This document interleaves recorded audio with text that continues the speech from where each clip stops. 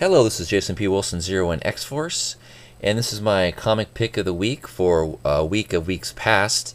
This is for the beginning of the week in February.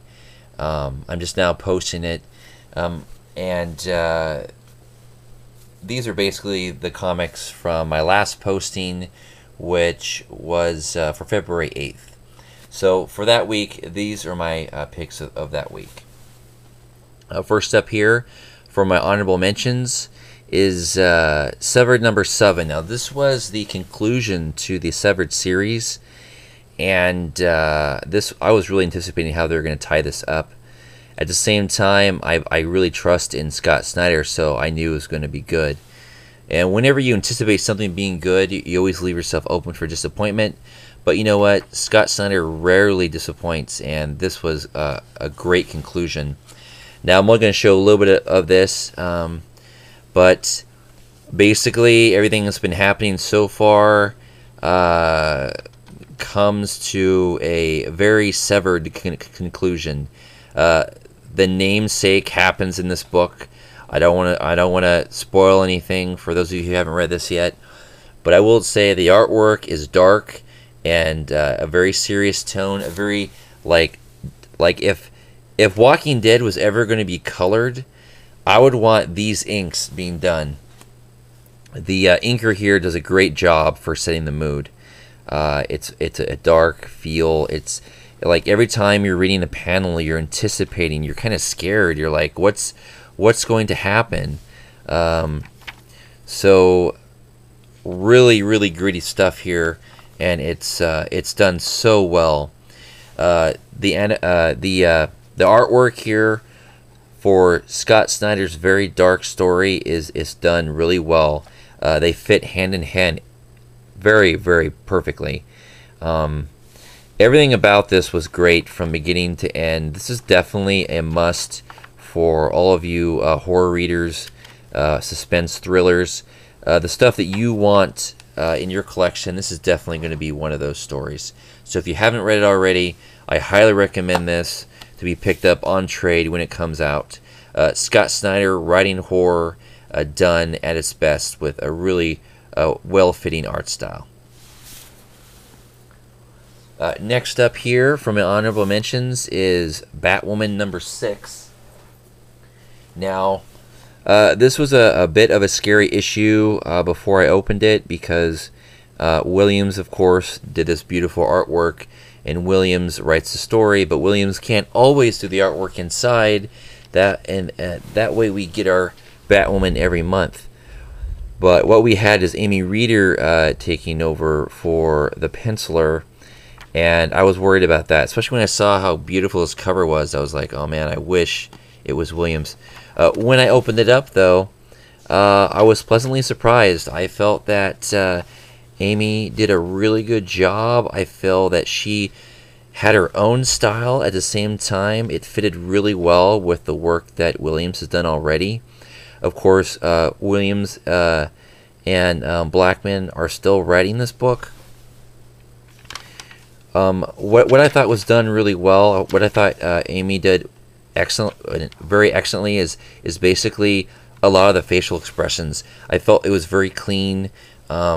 I really felt the emotions in the panels. She did a really good job, and I don't think anyone else could have done a better job except for Williams himself.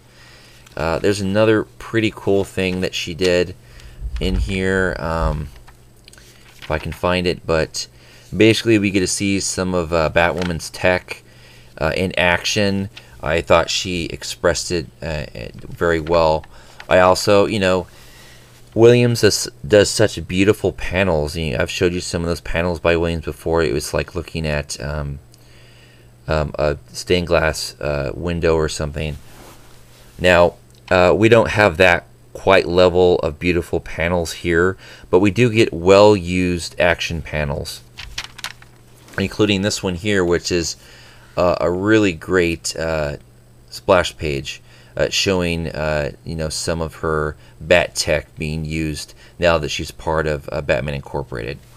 But all around, you know what, this was really well done. And look, this right here looks very William-esque. You know, obviously she wanted to have Williams Field in here, and here is some great panels showing that. So this was a great comic and consistently well done. And now knowing that William will take over, Amy Reeder will take over when Williams is not doing the art, I now feel very secure in this being one of the best comics around. Excellent stuff here. And next up is another really good Bat book, and this one just missed out of being pick of the week for the weeks past, and that is Batman and Robin #6. And this mainly for the storyline. I really like what they were doing with the relationship between Bruce and his real son Damian. And I liked how this assassin's been trying to get Damian to be his sidekick instead of his father's. And, you know, we had some Damian moments where you're like, oh man, I can't believe that. But ultimately, a little bit of spoilers here, but ultimately he's like, you know what? That's my father, and I will never betray my father. So you get some pretty cool moments here with that. The artwork I felt was strong, and it fit the storyline very well. It was a very good story, and I'm really enjoying Batman and Robin right now. I think it's having some of its best stories since the relaunch, and I really can't wait to see what happens next. So, an excellent Batman tale, and even though it might not be a must-read, I think soon it will be. A great book. And next up here is my pick of the week, and that is Deadpool #50, Part 1 to Dead. Now, I, of course, was supposed to have Part 2 already, but my comic store gets a lot of damaged stuff, so I wasn't able to pick up Part 2 yet, which is a big disappointment because I really enjoyed this comic, and it's the first time that I ever put Deadpool as pick of the week. Now, what makes this a pick of the week for me right away, first of all, I've been reading Deadpool for a while now, and you have two different Deadpools. You have a serious Deadpool, and you have a very funny Deadpool, but this is a nice combination of the two. First of all, we have a great art style. I really like when this artist does Deadpool. I like when any artist does this style of Deadpool. We're getting the funny stuff, but we're getting a lot of the serious stuff going on as well. It's a nice balance of the two. I also really like how this artist handles the interaction between X-Force. Deadpool, obviously this is his comic, but I like seeing the full team of Uncanny X-Force here together.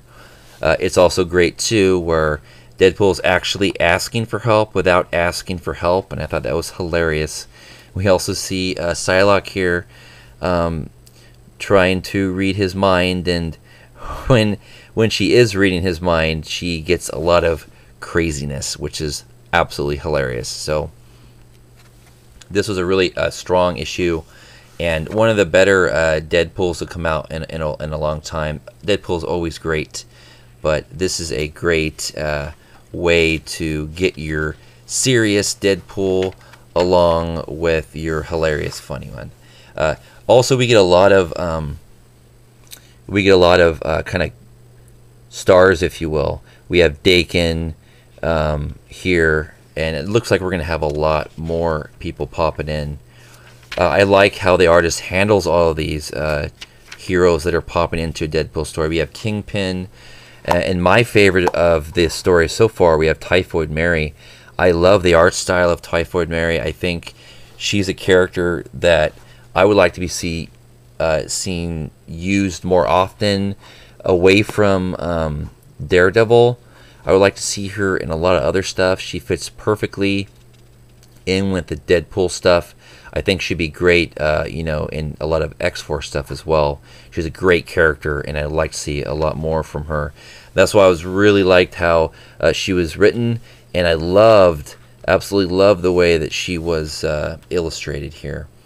All these characters, Kingpin, Dakin, Typhoid Mary, the full team of Uncanny X-Force, all around the hilarity of Deadpool, to me, was great. We also have Nick Fury in here. And again, the heroes keep on coming, and this is definitely becoming one of the best story arcs done with Deadpool. So a very, very strong pick of the week. And even though I should have it already, I can't wait to get part 2. And with that, I'm curious, even though it's been a while from now, still curious which of these comics you guys have read, and if you guys are enjoying the new Deadpool Dead storyline. And with that, thanks for watching, and I'll see you next time.